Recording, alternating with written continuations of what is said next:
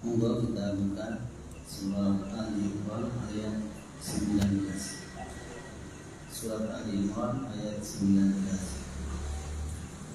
A'udzu billahi minasy syaithanir rajim. A'udzu billahi minasy syaitonir rajim. Bismillahirrahmanirrahim.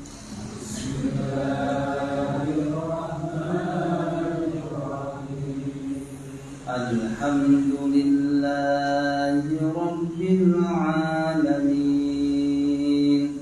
Alhamdulillahi rabbil alamin.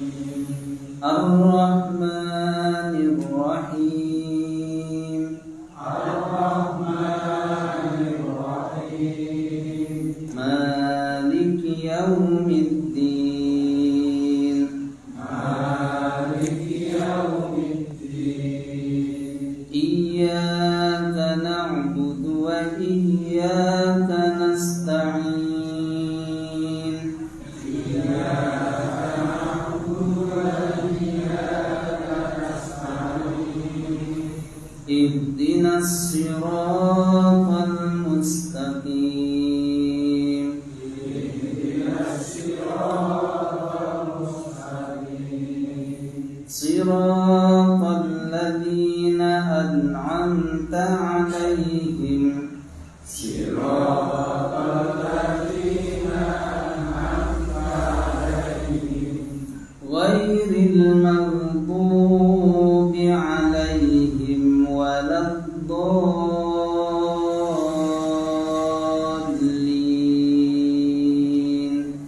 Ghairil maghdubi 'alaihim waladdallin.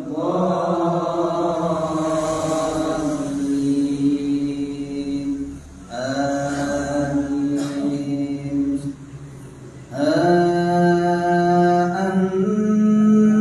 Antum ulai tuhibbunahum wa la yuhibbunakum wa tu'minuna bil kitabi kullih.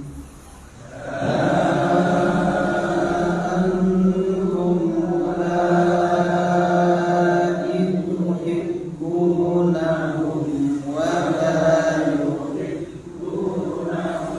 wa tu'minuna bil kitabi kullih.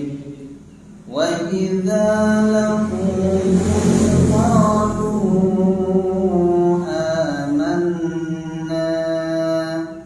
Wa idza laqukum qalu amanna.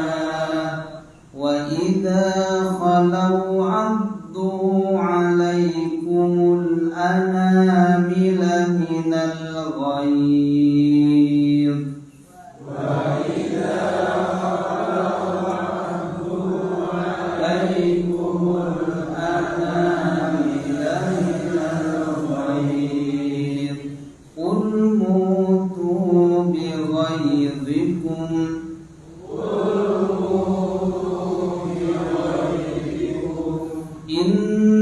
Innallaha 'alimun bidzatis sudur. Innallaha 'alimun bidzatis sudur. In tamsaskum hasanatun tasu'hum. Hasanatun tasu'hum. Wa in tusibkum sayyi'atun yafrahu biha. Wa in tusibkum sayyi'atun yafrahu biha. Wa in tasbiru wa tattaqu la yadurrukum kaiduhum شيئا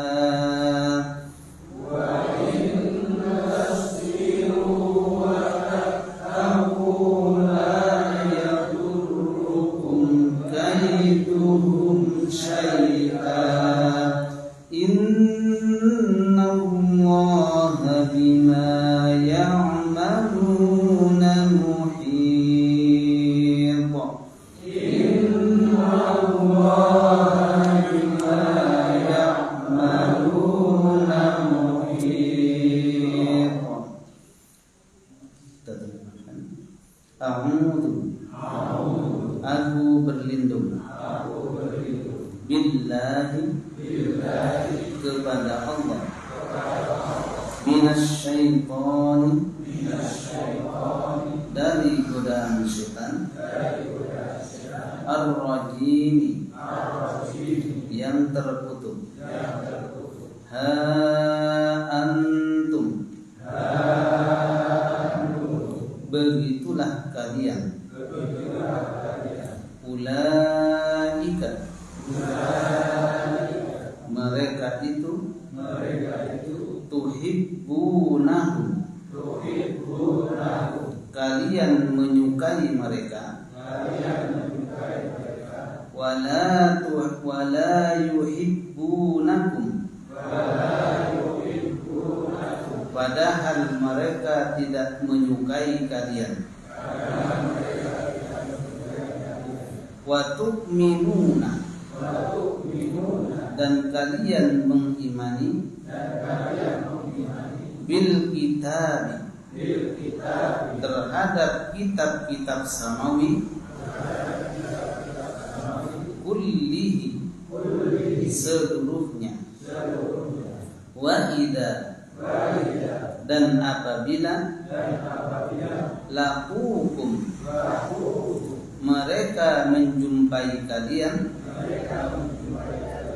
qalu mereka mengatakan amanna kami telah beriman. Wa idza dan apabila khalau mereka dalam kesendirian, abdu mereka menggigit alaikum atas kalian al-anamila ujung-ujung jari mereka minal ghairi dari kebenciannya. Qul katakanlah Muhammad, mutu matilah kalian bighairikum disebabkan karena kebencian kalian. Innallaha sesungguhnya Allah alimun maha mengetahui bidzatis suduri apa yang ada di dalam hati kalian. Intansaskum jika kalian mendapatkan hasanatun suatu kebaikan tasuhum mereka merasa sedih hati. Wa in tusibkum dan jika menimpa kalian sayyi'atun suatu kejelekan yafrahu biha mereka gembira dia. Wa in tasbiru dan jika kalian bersabar wa tattaqu dan bertakwa la yadurrukum tidak akan memudaratkan kalian kaiduhum tipu daya mereka syai'an sedikit pun. Innallaha sesungguhnya Allah bima ya'maluna terhadap apa yang mereka kerjakan muhitun maha meliputi. Bismillahirrahmanirrahim. Alhamdulillahi ala ihsani wa syukru lahu ala taufiqi wa amtinani. Asyhadu an la ilaha illallah wahdahu la syarika lah ta'ziman li sya'nih wa asyhadu anna Muhammadan abduhu wa rasuluh ad-da'i ila ridwanih. Allahumma shalli wa sallim ala habibina Muhammadin wa ala alihi wa ashabihi wa man sanna bi sunnatihi ila yaumil liqa'i rabbi. Amma ba'd. Bapak dan Ibu jemaah pengajian rahimahullah. Tak lupa yang saya muliakan dan saya hormati para sesepuh dan sepuh, begitu juga para imam masjid sekitar Medari, di mana para imam banyak juga yang hadir pada malam hari ini, dan seterusnya mudah-mudahan semuanya diberikan kesehatan oleh Allah Subhanahu wa taala. Amin. Tak lupa pula salawat dan salam kita aturkan kepada junjungan Nabi kita Muhammad sallallahu alaihi wasallam. Bapak dan Ibu sekalian, kita akan lanjutkan masih berkaitan tentang masalah orang-orang ahli kitab. Namun di situ nanti ada kemiripan antara sifat-sifat ahli kitab pada orang kafir itu dengan orang-orang munafik, walaupun pembagiannya berbeda. Yang mana di dalam awal surat Al-Baqarah bahwa manusia itu dibagi menjadi 3, yaitu ada orang beriman, ada orang kafir, dan ada orang munafik. Dan itu kelompok itu tentu adalah beda. Kemudian ayat yang akan kita bahas adalah ayat ke-119 dan 120, dan ini adalah merupakan akhir daripada perbincangan masalah Rasulullah dengan orang-orang kafir. Ini terakhir. Nanti 121-nya itu sudah membahas tentang perang Badar. Dan ini masih, jadi dari ayat 1 surat Ali Imran sampai ayat 120 itu membahas tentang bagaimana orang-orang ahli kitab yang dia itu bersiteguh kepada Nabi Sallallahu Alaihi Wasallam tentang keesaan Allah Subhanahu Wa Taala. Jadi tentang ketauhidan, perdebatan seolah-olah kalau kita mengatakan perdebatan antara orang-orang ahli kitab dengan Nabi Sallallahu Alaihi Wasallam. Lalu kemudian baru setelah itu membahas yang lain. Sehingga pantaslah ketika para ulama tafsir mengatakan kalau kita pengen mengetahui bagaimana ciri-ciri, bagaimana karakter orang-orang ahli kitab atau orang-orang musuh Islam itu, bacalah surat Ali Imran dari ayat 1 sampai ayat 120. Itu akan menemukan bagaimana sifat-sifat mereka, makar-makar mereka, hilah-hilah mereka kepada orang-orang Islam. Itu hanya perlu kita mengetahui juga kan. Jangan sampai kita ternyata apa yang kita lakukan itu hanya hasil adu domba dari mereka. Kadang-kadang tidak sedikit kita itu sesama muslim saling mengalah bahwa itu walaupun Islam kalah kepada tetanggaku yang non muslim, kadang-kadang sering dengar. Padahal itu adalah dalam surat Al-Imran disebut tipu daya mereka, bahwasanya kadang-kadang bahkan mereka itu masuk Islam pagi, sorenya sudah kafir. Itu Al-Baqarah Ali Imran. Sehingga di sini disebutkan ha antum. Oh begitulah kalian. Kalian yang maksud di sini orang-orang yang mereka itu percaya masih mengikuti tentang orang-orang ahli kitab. Ha antum begitulah kalian. Ulai mereka ulai. Jadi kata-kata ulaika di dalam Al-Qur'an itu tulisannya ada wawunya. Akan tetapi itu tidak boleh dibaca panjang. Itu rumus. Nama ulaika itu semuanya ada wawunya. Tapi harus ada. Seperti ulul ilmi, ulul azmi, semuanya ada wawunya, tetapi tidak boleh dibaca panjang walaupun itu jatuh setelah dhamma. Harusnya kalau secara apa namanya? Secara tajwid bacanya ulaika. Enggak, tetapi ulaika. dibaca pendek. Itu rumus dalam ilmu.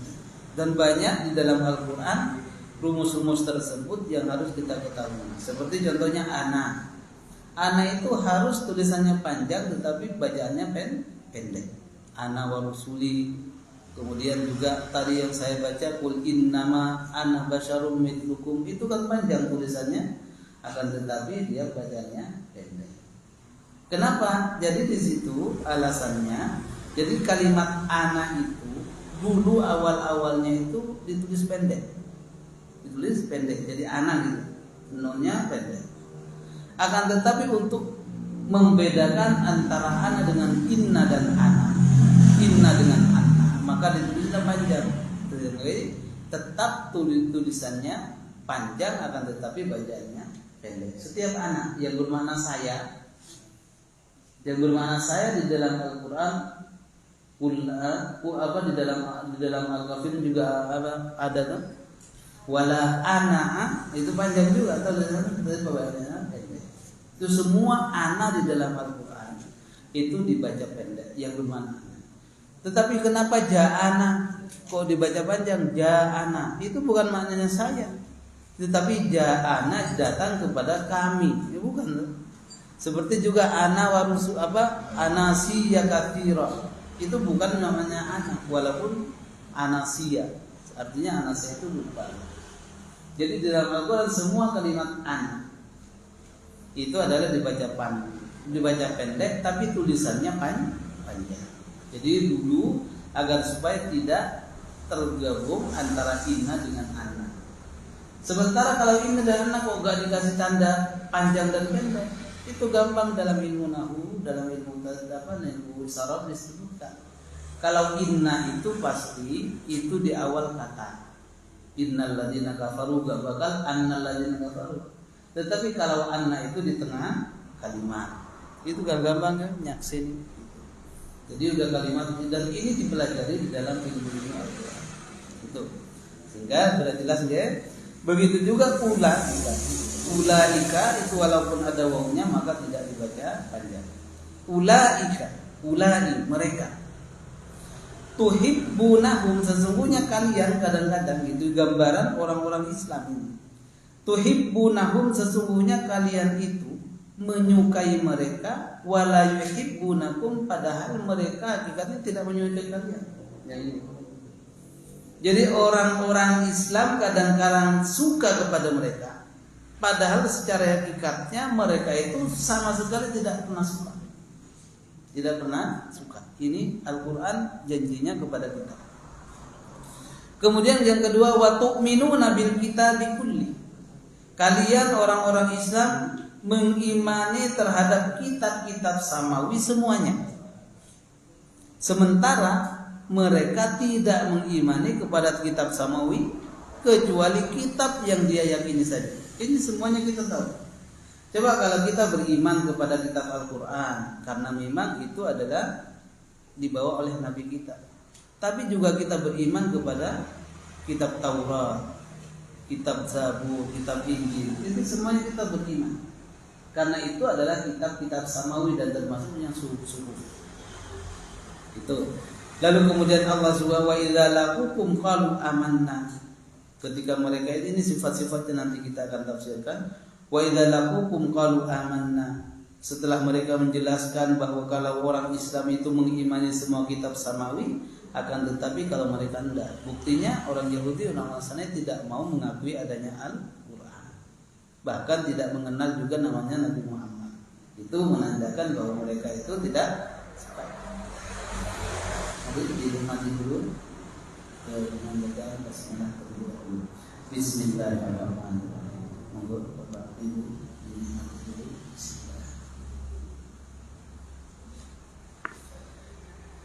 Kemudian selanjutnya biar udah banyak. Wa idza laqukum qalu amanna.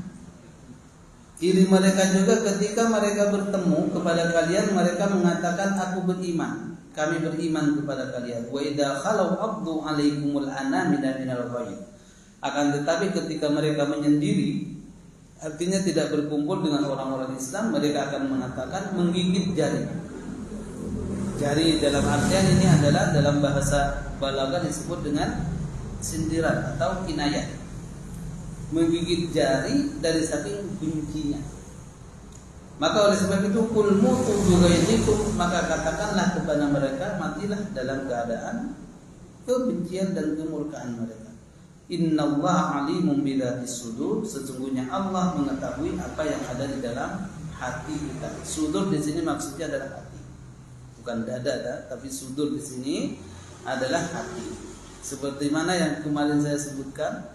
Jadi kadang-kadang Allah menyebutkan tempat, tetapi yang dimaksud adalah yang di dalamnya. Kan?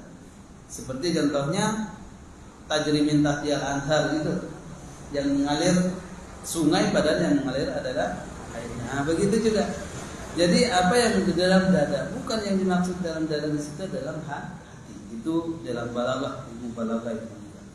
Kemudian selanjutnya Allah berfirman, "In tansaskum hasanatun tasuhum." Ini ciri mereka. Sesungguhnya kalau kalian orang Islam itu mendapatkan kebaikan, tasuhum, mereka itu sedih. Wa in tusibhum sayyatu yafrahu biha. Akan tetapi ketika kalian orang Islam itu mendapatkan bencana, mendapatkan kesusahan, yafrahu biha, mereka bahagia. Ini jelas. Itu tidak bisa dipungkiri bahwa Allah itu mengatakan secara gamblang. Wa in tasbiru wa tattaqu la yadurrukum kaiduhum syai'a. Oleh sebab itu untuk membentengi diri kita orang Islam, maka haruslah mempunyai sifat di dalam dirinya agar tidak kena mereka. Maka yang pertama adalah sabar, kemudian yang kedua takwa, lalu kemudian yang ketiga adalah tawakal. Nantinya ada di tafsirannya. La yadurrukum kaiduhum syai'a, yang mana kalau itu sudah dimiliki oleh orang Islam, maka dengan adanya kesabaran, ketakwaan dan ketawakalan, maka tidak akan pernah memudaratkan kalian apa yang dibuat oleh makar-makar mereka. Innallaha bima ya'maluna muhit, sesungguhnya Allah mengetahui apa dan meliputi, maksudnya menguasai apa yang mereka kerjakan.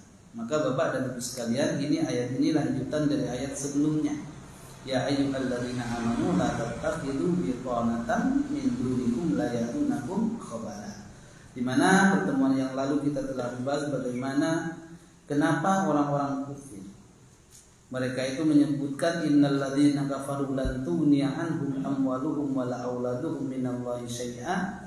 Mengapa orang-orang kafir itu beranggapan bahwa anak dan begitu juga harta mereka bisa menyelamatkannya? Padahal secara hakikatnya harta dan anak itu nanti di akhirat itu tidak bisa menolong orang tua dan begitu juga sebaliknya. Tetapi yang disebutkan di sini kok hanya orang-orang kafir, orang muslim enggak? Jawabannya kenapa? Kenapa itu? Ada yang ingat?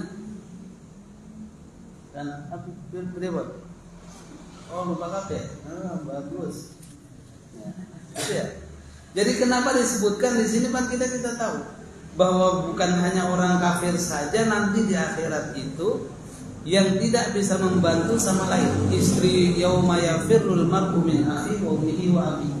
Anak lupa kepada istrinya, istri kepada orang tuanya, istri lupa kepada suami, pokoknya nafsi-nafsi.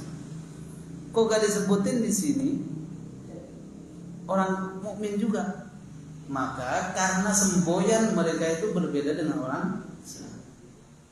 Kalau mereka akan mengatakan sebagaimana dalam surat Sabah disebutkan, wa qalu nahnu aktsaru amwalan wa aulada wa ma nahnu bimu'adzabin.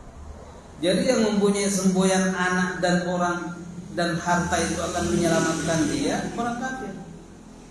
Sementara semboyan orang Islam tentang masalah harta dan anak itu sesungguhnya innama amwalukum wa auladukum fitnah. Jadi kalau Islam mengatakan bahwa harta dan anak itu bukan akan menyelamatkan, akan tetapi adalah cobaan. Namanya cobaan berarti kita hati. Sementara kalau orang kafir, harta dan anak itu adalah dia akan menyelamatkan dari siksa. Sehingga dengan perbedaan inilah disebutkan. Jadi kalau sudah tujuannya berbeda, otomatis berbeda juga hasil. Begitulah ketika kita membaca Al-Quran. Jadi begitu, sehingga Allah Subhanahu wa ta'ala pantaslah ketika menyinggung orang-orang kafir, karena mereka cenderung mempunyai, walaupun sebagian dari orang Islam juga mempunyai sifat yang hampir. Kan kita Gak jarang kita temukan, wah anakku udah sukses, yang nomor 1 jadi ini, nomor 1 jadi ini. Anakku kape, anaknya sendiri. Anak orang gak disebutin. Kadang-kadang kan, anakku 1 nomor jadi ini, 2 nomor ini, nomor 3 jadi ini. Anaknya semua sebutin dari A sampai Z. Anak orang gak pernah disebut sama sekali. Itulah kebanggaan mereka, adalah sifat yang dimiliki orang-orang nanti kita. Maka kita tidak boleh gitu ya membanggakan diri untuk anak-anak kita. Wah, pokoknya ini anakku wis beres. Walaupun beres benar, tetapi tidak boleh membanggakan. Sehingga apa sih yang disebut dengan sombong itu? Ketika ditanya, dia kan banyak para zaman dulu itu dia pakaiannya bagus-bagus orang Arab ini.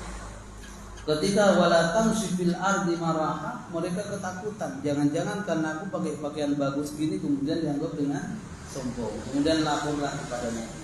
Apakah bukan? Kalau itu bukan sombong, pakai peci bagus dan lain sebagainya.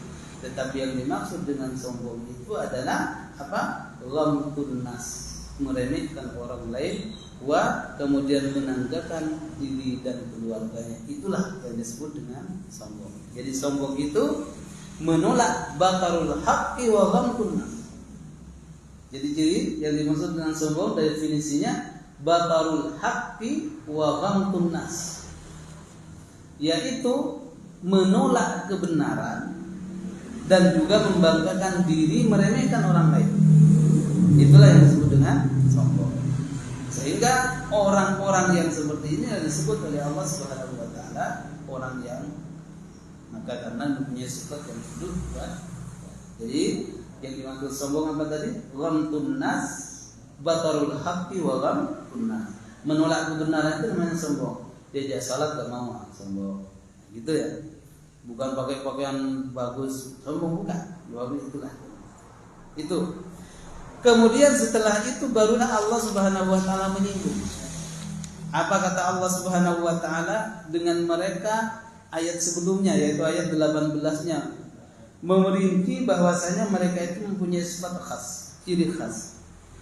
Ya ayyuhalladzina amanu la tattakhidhu bitanatan min dunikum la ya'tunakum khabala.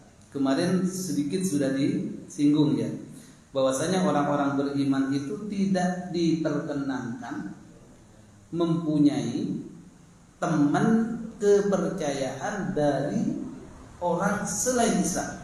Ini tidak boleh mengangkat teman sebagai orang kepercayaan. Maksudnya apalagi menceritakan semuanya dari anaknya diceritakan kepadanya, nggak boleh. Apalagi tentang Islam. Karena kenapa? Nanti akan menjadi senjata makan kita, senjata makan kita. Karena mereka apapun yang kita lakukan itu tetap mereka itu akan. Maka sehingga di sini dengan kata-kata bitanah, ya ayyuhalladzina amanu la tattakhidhu bitanatan min dunikum. Janganlah kalian wahai orang yang beriman menjadikan orang yang beda agama itu menjadi orang kepercayaan, sahabat kepercayaan. Pokoknya di mana ada dia. Nah, itu maksudnya. Karena alasannya apa kata Allah Subhanahu wa taala? Alasan yang pertama apa?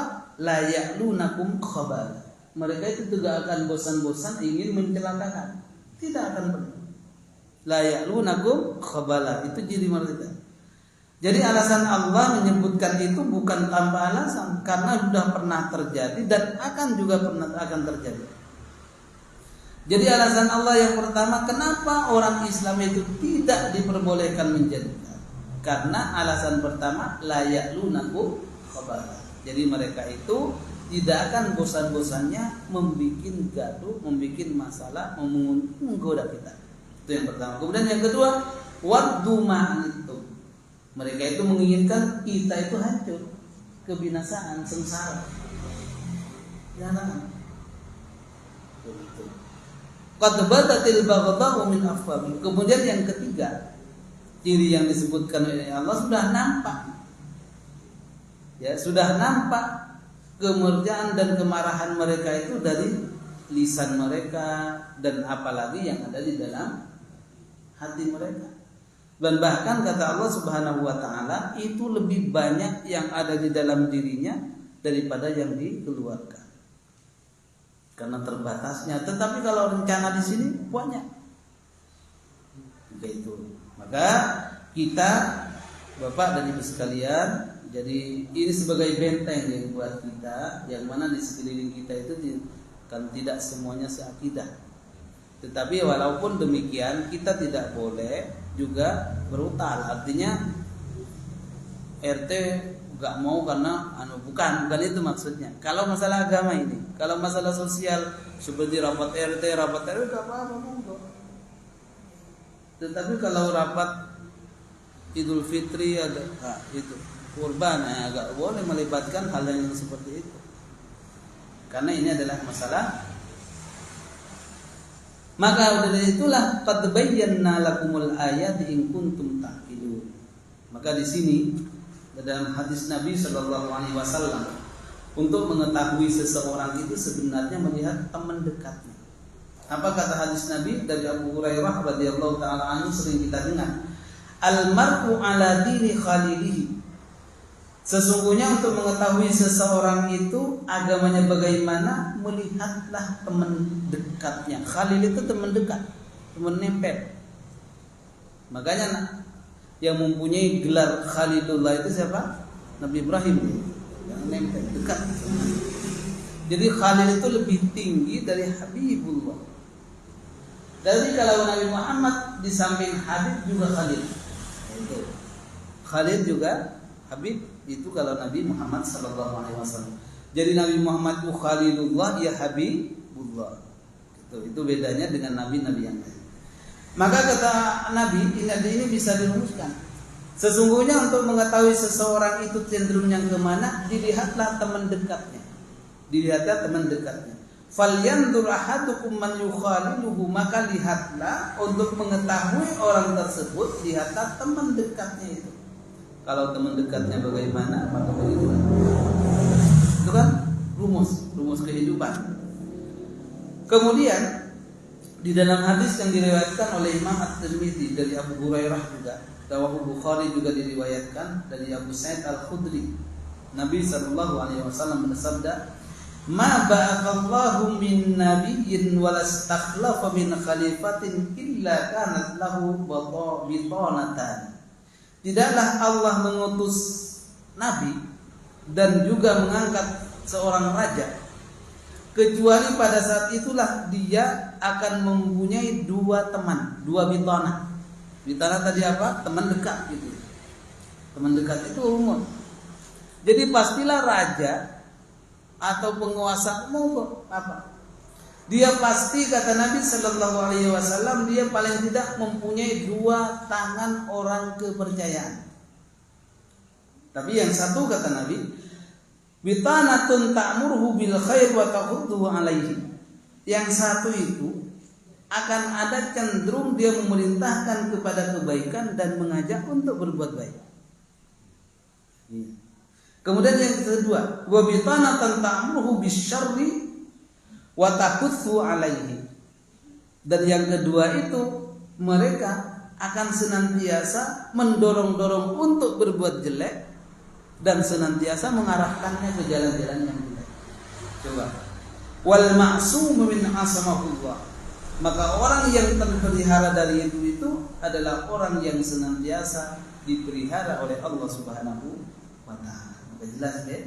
Jadi bahwa ini rumus kehidupan Bapak dan Ibu sekalian rahimakumullah. Kalau ada seorang raja, ada seorang itu pasti. Disitulah juga ada dua kubu. Maksudnya dua itu bukan dua bukan, tetapi dua kubu. Ada orang yang mengajak kepada kebaikan, ada yang tergantung mana yang lebih kuat. Mana yang lebih kuat? Nah, apakah lebih kuat irengnya, atau putihnya? Itu tergantung. Tetapi begitulah. Coba pada zaman Nabi, kuasaan Fir'aun. Di situ ada Musa, tapi ada juga Haman. Dicoba. Pada zaman Nabi, di situ ada Abu Bakar, tapi ada juga Abu Jahal dan abu-abu lainnya. Ya kan? Dan banyak lagi. Dan ini menunjukkan bahwasanya apa yang disabdakan oleh Nabi Sallallahu Alaihi Wasallam itu berjalan. Itu akan berjalan sampai batas habis dunia ini. Kalau ada orang baik, disitulah ada semua. Tapi yang bahaya itu kalau kita yang cenderungnya itu kepada bitanatun ta'muru bil khair, ayat ta'muru bil syarr. Kalau ada suatu sekelompok itu yang mengarah kepada kejelekan, kemudian itulah dihukum. Ini yang berbahaya untuk kita. Sehingga pantaslah ketika Nabi Shallallahu Alaihi Wasallam menceritakan bagaimana di dalam Al-Quran, sesungguhnya Allah tidak akan mengadab kalian selama engkau masih ada di tengah-tengah mereka, kata Allah. Dan wahum yastaghfirun, dan Allah juga tidak akan menghancurkan selama masih ada orang yang beristighfar. Kan gitu kan? Wa ma kana Allahu mu'adzibahum wa anta fihi wa ma kana Allahu mu'adzibahum wa hum yastaghfirun. Sesungguhnya Allah senantiasa tidak akan menghabiskan kalian selama ada Nabi Muhammad. Nabi Muhammad sekarang sudah tidak ada. Berarti ada kemungkinan dihancurkan kita ini. Akan tetapi ada satu yang menghalang murka Allah Subhanahu wa taala. Apa itu? Wahum yastaghfirun. Masih ada di antara kita ini yang minta ampun, istighfar kepada Allah. Kalau enggak ada ini wassalamualaikum, ini semuanya bumi-bumi ini. Masya Allah. Wassalam tenang kan? Jadi itulah, itu janji. Ayo kita masuk. Sampai waktu itu. Kemudian Bapak dan Ibu sekalian rahimakumullah, ayat yang 19 ini melanjutkan ciri-ciri mereka lebih gamblang lagi. Tapi kalau tadi itu kan kenapa kita tidak boleh menjadikan mereka teman gitu kan? Kepercayaan dengan syarat karena mereka berhubungan dan seterusnya. Dan sekarang ini ciri-cirinya atau khasnya. Apa kata mereka? Ha antum ulai tuhibbunahum wa la yuhibbunakum. Jadi sesungguhnya kadang-kadang orang-orang beriman itu menyukai mereka dengan beberapa faktor. Menyukai mungkin karena dia nanti akan menguntungkan, padahal yang diuntungkan itu kita ingat bahwa keuntungan yang paling baik itu adalah keuntungan nanti di akhirat. Itu yang paling kita tuju. Kalau ini kan sebagai wasilah gitu ya. Jadi dunia itu bukan tujuan, akan tetapi sebagai wasilah. Yang paling utama itu kita akhirat. Maka oleh sebab itu rugilah ketika kita memilih kepentingan hanya di dunia saja sementara di akhirat tidak. Sehingga pantaslah Allah menyinggung bahwasanya ulai tuhibbunahum wa la yuhibbunakum.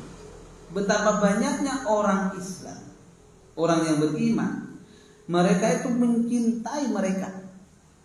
Mereka yang pertama orang beriman, mereka yang kedua adalah orang yang kafir. Mencintai mereka. Padahal secara hakikatnya wala yuhibbunakum. Mereka itu tidak mencintai kita. Tidak mencintai sama sekali abadan. Ya, betul. Dan ini kita ketahui. Jadi begini, Bapak dan Ibu sekalian. Namanya dakwah itu di mana-mana. Itu pasti ada. Dan ada juga pengikutnya. Ya, coba kita lihat. Ada raja baru, ada juga pengikutnya. Di Puro apa? Kemarin itu di mana? Porojo. Ya, ada tuh. Banyak juga pengikutnya. Padahal itu keliru loh. Dari jalannya sudah keliru, tapi banyak. Begitu juga ada yang mengaku Nabi, ada juga pengikutnya. Begitulah. Dan seterusnya. Akan tetapi di sini diingatkan oleh Allah Subhanahu wa taala, walaupun ada yang seperti itu, maka tentunya kita yang punya iman itu tahu sendiri bahwa mereka itu sebenarnya tidaklah mencintai dan suka pada kita. Walaupun secara fisik, secara hakikatnya dia seolah-olah menolong, akan tetapi itu pengen membentuk. Itu Al-Quran yang menjelaskan agar supaya kita berhati-hati. Jangan sampai mudah kita itu menjelekkan seagama dengan kita, sementara yang beda agama kita junjung tinggi. Naudzubillah. Karena itu akan menjadikan kita tidak bersatu nantinya. Tidak bersatu. Kemudian yang berikutnya, wa tu'minuna bil kitabi kulli. Itu ciri khas mereka. Yang pertama, orang Islam kadang suka kepada mereka padahal mereka tidak. Itu ciri khasnya. Kemudian yang kedua, kalau sudah jelas mereka itu tidak beriman kepada kitab Al-Quran, tetapi kita itu malah beriman kepada mereka. Yang sepantasnya yang membenci itu kita kepada mereka, bukan mereka kepada kita. Karena kenapa? Kitab Injil, kitab Taurat kita beriman kepadanya. Maka itulah yang disebut dengan kitab samawi. Makanya kitab itu di dalam tafsir ada dua model. Yang pertama ada namanya kitab samawi, yang kedua ada namanya kitab ardi. Kitab samawi itu adalah kitab yang diturunkan dari Allah. Kitab samawi yaitu kitab yang diturunkan oleh Allah. Dan itu banyak, baik itu berupa langsung kitab ataupun berupa suhuf. Jadi suhufnya Musa itu punya suhuf juga. Itu beriman. Itulah Al-Quran, Taurat, Injil dan seterusnya. Itu kita harus beriman. Yang mana kalau kita tidak mengimani salah satu dari keduanya, maka tidak harus beriman. Akan tetapi sementara mereka tidak pernah beriman terhadap Al-Quran, padahal mereka itu bisa bagus dan bisa dijamin dia akan menjadi orang yang baik kalau beriman kepada Al-Quran dan juga kepada akan tetapi tidak mau. Apakah mereka tidak punya dalil untuk bisa menjadi landasan? Bukan karena gak ada dalil, akan tetapi karena al-ghaib, kemurkaan dan keiriannya yang ada. Jadi kalau ghaib itu beda dengan baghdha. Kalau baghdha itu marah.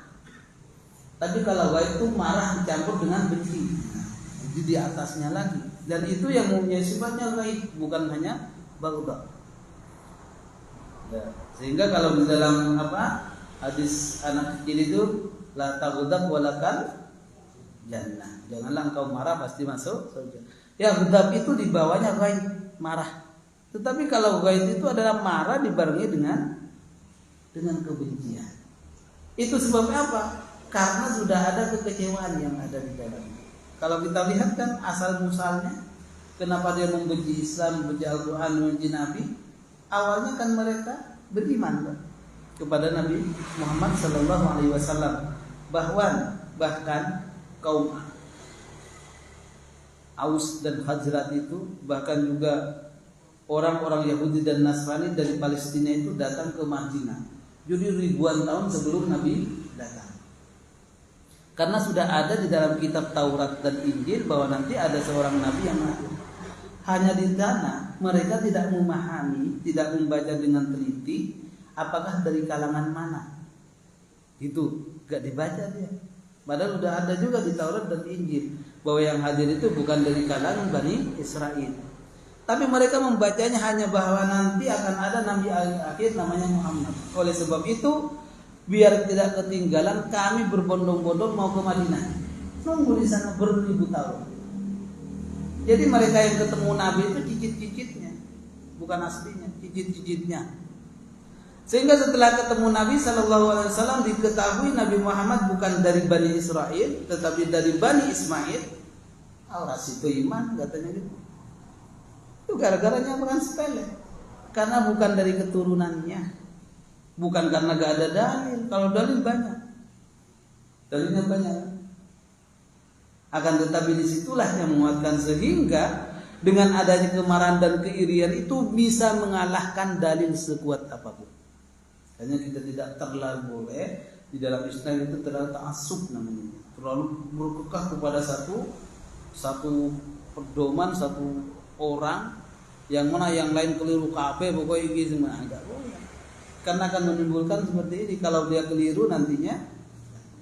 Makanya ketika Gus Baha, saya menyinggung Gus Baha, ketika ada seorang kiai yang lagi viral itu kan, anak kiai kemudian ditangkap karena dia berbuat yang tidak baik itu. Ketika Gus Baha bagus, kaget semua orang kok bilang bagus. Ternyata di situ ada kaidah bahwasanya masih mendingan, alhamdulillah, masih di dalam dunia itu, bahwa di Indonesia masih mengimani sekarang itu bukan iman kepada kiai, akan iman kepada Al-Quran yang tidak membolehkan zina kan Al-Quran.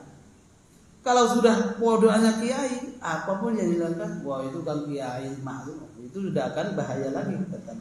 Ini menandakan bahwasanya adanya orang yang menggerutuk seperti itu masih menganggap Al-Quran itu di atas segala-galanya.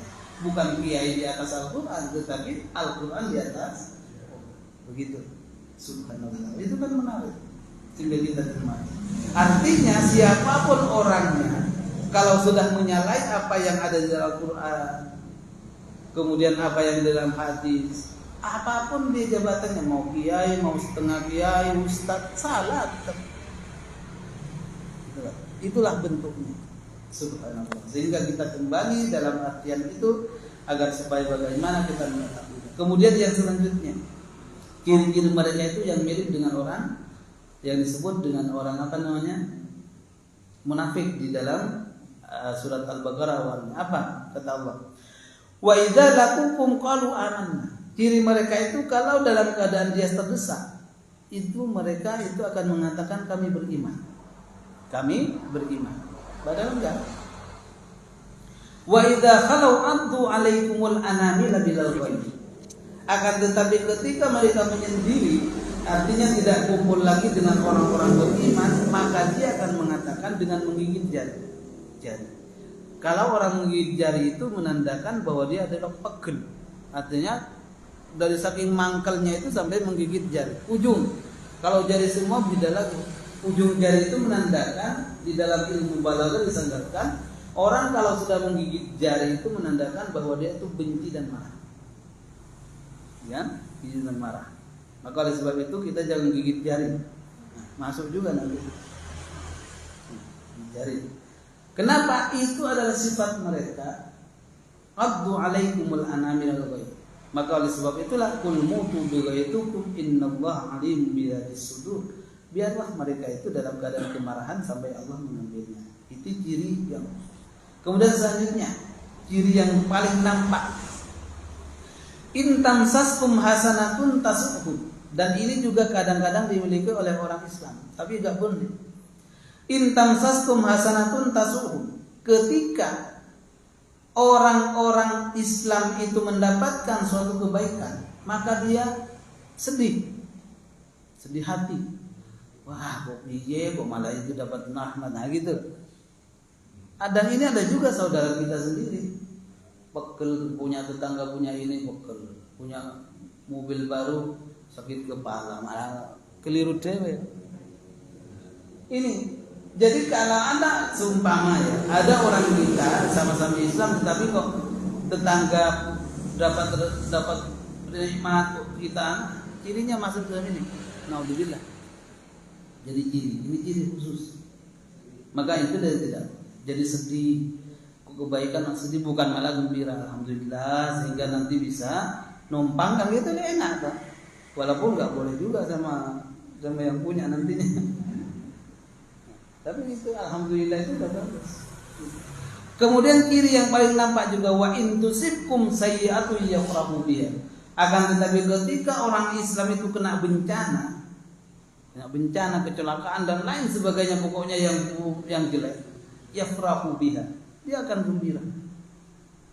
Dia gembira tentu nggak dinampakkan nanti di jendela. Itu ciri khas mereka.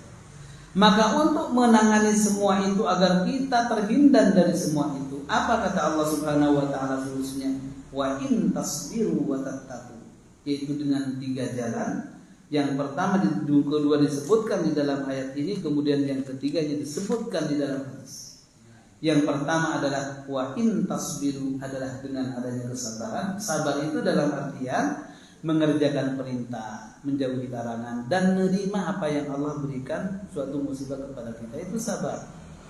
Kemudian yang kedua tattaqu itu wiqayah, membentengi diri kita dari hal-hal yang bisa menjerumuskan kita ke jalan yang tidak baik. Berarti kan selamat. Kemudian yang ketiga adalah kita dengan adanya banyak tawakal. Ketika kita sudah berusaha kemudian kita serahkan kepada Allah, maka apapun yang dilakukan oleh mereka itu untuk menghilah kita, untuk memakar kaiduhum mereka, maka akan terlepas. Disebabkan karena apa?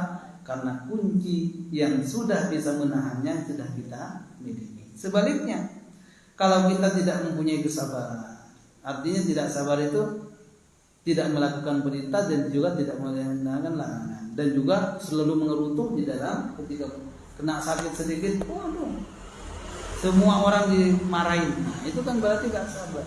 Saya tutup dengan satu kisah bahwa tentang bagaimana seorang yang sakit, lalu kemudian dengan sakitnya itulah dia akan diampuni dosa-dosanya. Maka ketika Nabi Ayyub alaihissalam sakit dengan bertahun-tahun lamanya, lalu kemudian beliau dengan sabar. Nah, inilah kesabarnya Nabi Ayyub itu, tidak mengerutu, menerima, tetap melakukan perintah, menjauhi larangan. Itulah sabar. Lalu kemudian sampai semuanya menghindarkan. Kemudian datanglah seseorang lalu mengatakan, kaget, betapa kagetnya istrinya ketika pulang, wahai anak muda, mana bojoku kamu? Jadi karena sudah berubah menjadi muda, yang tadinya sakit lalu kemudian disembuhkan oleh Allah Subhanahu wa taala. Disembuhkannya itu bukan karena apa? Karena menerima apa yang Allah berikan. Lalu pada saat itulah dia mengatakan, sesungguhnya karena dia kaget, tadinya suaminya sakit, lalu kemudian ada seorang pemuda ditanya oleh istrinya, lalu kamu siapa? Yang kamu cari itu ya aku, coy.